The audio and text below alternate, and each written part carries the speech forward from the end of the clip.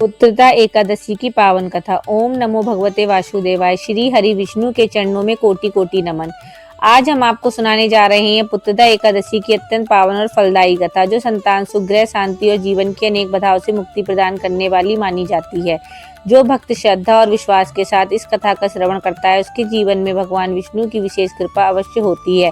पुत्रदा एकादशी का महत्व। पुत्रदा एकादशी का व्रत पोष मास के शुक्ल पक्ष की एकादशी तिथि को आता है। इस एकादशी का उल्लेख अनेक पुराणों में मिलता है। यह व्रत विशेष रूप से संतान प्राप्ति, संतान की दीर्घायु और वंशवृद्धि के लिए किया जाता है। कहा जाता है कि जो दंपति श्रद्धा पूर्वक इस व्रत का पालन करते हैं, उनकी संतान संबंधी चिंताएं भगवान विष्णु हर लेते हैं। कथा का प्रारंभ प्राचीन काल की बात है। भद्रावती नामक एक समृद्ध और सुंदर नगरी हुआ करती थी।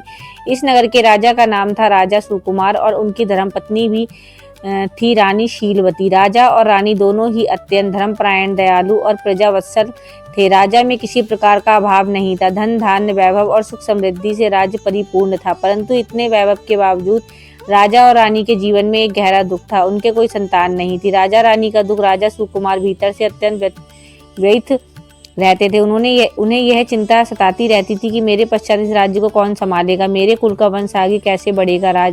रानी शीलवती भी दिन रात यही सोचकर आंसू बहाती रहती थी। उन्होंने अनेक व्रत किए, दान दिए, परंतु अब तक कोई फल प्राप्त नहीं हुआ। ऋषियों का मार्गदर्शन। एक दिन राजा और रानी ने वन में जाके महान तपस्वी महर्षि कृपानिधि से अपने दुख की व्यथा कही। महर्षि ने ध्यान लगाकर कहा, राजन, यह सब पूर्व जन्म के कर्मों का फल है, परंतु यदि तुम दोनों श्रद्धा से पुत्रदा एकादशी का व्रत करोगे तो भगवान विष्णु अवश्य प्रसन्न होंगे। राजा और रानी को यह सुनकर आशा की किरण दिखाई दी। व्रत का संकल्प। महर्षि के निर्देश अनुसार राजा और रानी ने पोष शुक्ल की पक्ष के एकादशी को पुत्रदा एकादशी का व्रत करने का निश्चय किया। एकादशी से एक दिन पूर्व उन्होंने मन, वचन, कर्म से स्वयं को शुद्ध किया। दशमी की रात्रि को भूमि पर शयन किया और भगवान विष्णु का ध्यान किया। पुत्रदा एकादशी की पूजा। एकादशी के प्रातः राजा रानी ने गंगा स्नान किया, पीले वस्त्र धारण किए, महल के मंदिर में भगवान विष्णु की प्रतिमा स्थापित की, तुलसी दल, पुष्प, धूप, दीप और निवेद्य अर्पित किए। ओम नमो भगवते वासुदेवाय मंत्र का 1000 बार जाप किया। पूरे दिन अन्न का त्याग कर केवल जल और फल पर रहे। रात्रि में दोनों ने भगवान विष्णु की कथा सुनी, भजन कीर्तन किया और एक पल के लिए भी श्रद्धा में कमी नहीं आने दी। उनका मन पूर्णतः भगवान विष्णु में लीन हो गया। उनकी भक्ति से प्रसन्न होकर रात्रि के अंतिम पहर भगवान विष्णु स्वयं प्रकट हुए। भगवान ने कहा, वत्स्य, तुम्हारी भक्ति, संयम और श्रद्धा से मैं अत्यंत प्रसन्न हूँ। तुम्हारी संतान प्राप्ति की इच्छा अवश्य पूर्ण होगी।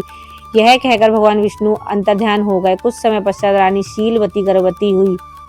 9 मास पश्चात एक तेजस्वी, गुणवान और दीर्घायु पुत्र का जन्म हुआ। पूरे राज्य में आनंद और उत्सव मनाया गया। राजा और रानी का जीवन पूर्णता से भर गया। इस प्रकार पुत्रदा एकादशी का व्रत सिर्फ संतान सुख ही नहीं, बल्कि जीवन की हर समस्या का समाधान देता है। जो भी भक्त श्रद्धा और नियम से इस व्रत को करता है, उसके जीवन में भगवान विष्णु की कृपा सदैव बनी रहती है। हे प्रभु विष्णु, जैसे आपने राजा सुकुमार की मनोकामना पूर्ण की, वैसे ही सभी भक्तों की इच्छाएं पूर्ण करें। पुत्रदा एकादशी की यह पावन कथा आपके जीवन में सुख, शांति और समृद्धि लाए। यदि यह कथा आपको अच्छी लगी हो तो कृपया कमेंट में जय श्री हरि अवश्य लिखें और ऐसे ही पावन व्रत कथाएं पाने के लिए हमारे चैनल को सब्सक्राइब करें। इस कथा को अपने परिवार और मित्रों के साथ शेयर करें ताकि भगवान विष्णु की कृपा सब तक पहुंच सके। जय श्री हरि, जय लक्ष्मी नारायण।